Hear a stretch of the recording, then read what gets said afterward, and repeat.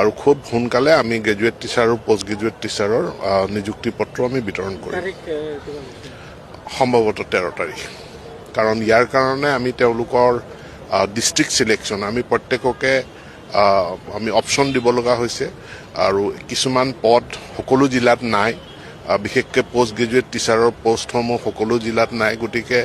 এইটো এটা নতুন আমি ছফ্টৱেৰ বনাই পেলাই তেওঁলোকক জিলাৰ অপশ্যনবিলাক দিবলৈ দিলোঁ আৰু জিলাৰ অপশ্যনখিনি দিয়াৰ পাছত মেৰিটৰ ভিত্তিত তেওঁলোকে হোম ডিষ্ট্ৰিক্ট প্ৰিফাৰেঞ্চ পাব প্ৰত্যেককে আমি হোম ডিষ্ট্ৰিক্টতে নিযুক্তিটো দিবৰ কাৰণে চেষ্টা কৰিম কিন্তু হোম ডিষ্ট্ৰিক্টত যদি পৰ্যাপ্ত সিমানখিনি পদ নাথাকে খালী পদ নাথাকে তেনেহ'লে কাষৰ ডিষ্ট্ৰিক্টলৈ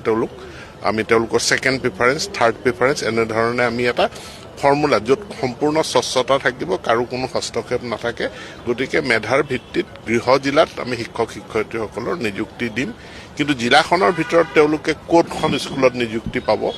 তাৰ কাৰণে জিলা পৰ্যায়ত এখন কমিটি থাকিব কাৰণ আমি নিড বেছ যিবিলাক বিদ্যালয়ত খালী আছে পদ তাতে আমি নিযুক্তি দিব লাগিব গতিকে সেই কমিটিখনে পোষ্টিংখিনি চূড়ান্ত কৰিব অভিভাৱক মন্ত্ৰীৰ অনুমোদন সাপেক্ষে আমি স্কুল এলটমেণ্টখিনি জিলা পৰ্যায়ত কৰিম অহাকালিলৈ আমাৰ চৰকাৰৰ এটা ডাঙৰ কাৰ্যসূচী আছে যে 33,000খন সুলভ মূল্যৰ দোকানত আমি তেওঁলোকক সুলভ মূল্যত মচুৰ দাইল চেনি আৰু নিমখ এইটো দিয়াৰ ব্যৱস্থা কৰিছোঁ গতিকে কাইলৈ 10 বজাত মাননীয় মুখ্যমন্ত্ৰী সেই আঁচনিখন উদ্বোধন কৰিব 11 তাৰিখেও আমাৰ অন্য এটা কাৰ্যসূচী আছে গতিকে আমি 13 তাৰিখ দিনটো ধাৰ্য কৰিছোঁ